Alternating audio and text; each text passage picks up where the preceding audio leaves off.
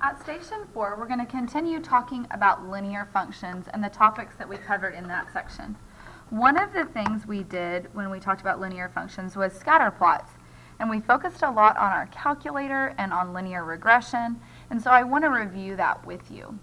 In this case, you're given an example that says the data given shows several individuals' height in inches and weight in pounds. If a linear model is applied, what would the correlation coefficient be, and what does it mean?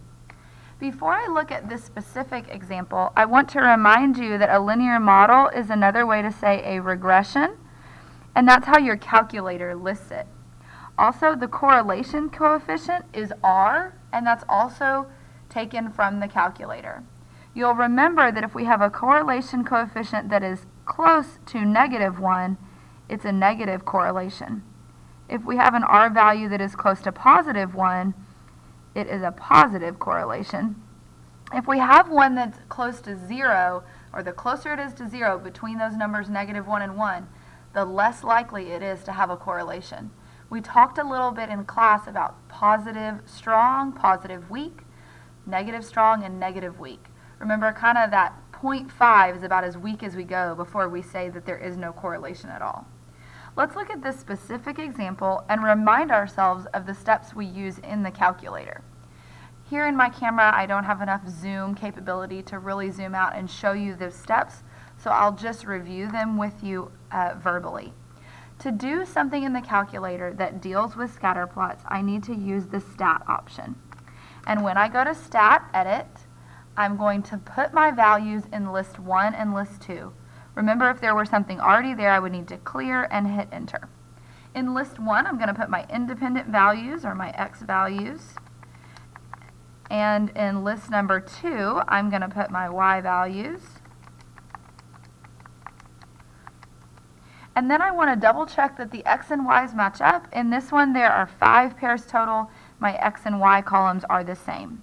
Once I stat edit, I want to go back to stat, and I want to calculate. In this case, I want to calculate the linear regression. So I'm going to hit enter, and I need to hit enter several times for my calculator to perform that linear regression. And when I do so, I'm given the equation of the line in slope-intercept form, y equals mx plus b. The calculator uses a instead of m, but the slope is 7.75, and the y-intercept is -359.79. You'll notice that my calculator is giving me an r squared and an r value. I was asked in this problem for the correlation coefficient, which on my calculator is 0.903.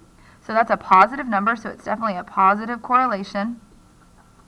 And again, we said something that's about 0.8 or 0.9 would be strong, so this is a strong positive. Now, some of you may remember, back when we did this, if you did this and you did not get an r squared and an r value, it's because you had not turned on your diagnostics. To do that, we're going to go to the mode button. I'm going to go ahead and write that down for you in case you also want to write that in your notes. We're going to go to the mode button, and we need to scroll all the way down and make sure that diagnostics are on. Remember, I'll just scroll over and hit enter, and then I can do the process over again if mine were not to come up. Again, if you'll just turn that on your calculator as soon as you get it, you won't forget, and then you'll see the R value. The other topic that's in this section is transformations. And when we did transformations, I know some of you found that very difficult, so this is kind of a chance to redeem yourselves. As far as linear transformations go, there are 3 that we talked about. One possibility is that a graph can be reflected. We know that the linear parent function goes through the origin and has a positive slope of 1. So if I'm reflecting it, it's because I'm multiplying the slope by a negative. So there'll be a negative out front. And what would happen is that graph is going to be flipped over the x-axis. That's what it will look like if I multiply by a negative. We talked about making the graph steeper or less steep. And we did that by multiplying our entire function or changing its slope. And if the number was greater than 1, if the slope was greater than 1, it would make the graph steeper, and that looked like kind of like that, so it gets rising faster. If it was less steep, that was because the slope was less than 1. And we talked about how technically that's between 0 and 1, because if it's less than 1 because it's negative, the negative takes care of the reflect, while the number I'm multiplying by makes me less steep, such as a graph like that. The third type of transformation we talked about was a shift, and that's when I take the number or the y-intercept, so the b number. If it's positive, I'm going to shift up, and if it's negative, I'm going to shift down. I'm giving you a couple of examples here to remember, but this is kind of the shortened version of what can happen. If I forget, I can always use my calculator by going to y equals, and you may remember that f of x and y equals are the same. So I can go straight to my calculator and plug this in to look visually at what's happening to the graph. You can see at this one that I'm multiplying by a negative, so it is definitely reflected. I have this 5, which is a number greater than 1, so my graph is going to be steeper than the parent function. And I have plus 1, which is going to shift my graph up by 1. Those are the three transformations in this example. This one happened to include all three. They don't have to, but sometimes they will.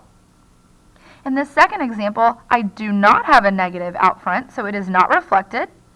I have 0.5, which could also be written as 1/2, and that fraction is going to make my graph less steep than the original. And then I am subtracting a number as well, so this graph is also going to be shifted down 2 units. In this case, I only had 2 transformations.